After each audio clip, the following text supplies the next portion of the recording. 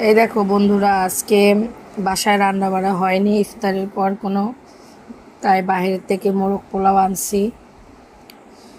এই যে মোরগ পোলাও খাইতেছি, খুব মজা লাগতেছে। পোলাওটা অনেক সুন্দর, রাইসটা খুব বেশি দিছে। এই যে মাংস, সালাদ, খাই। বিসমিল্লাহ। ব্যাস। হুম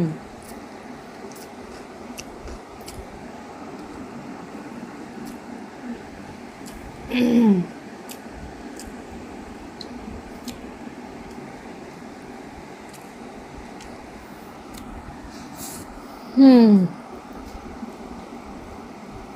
মজা।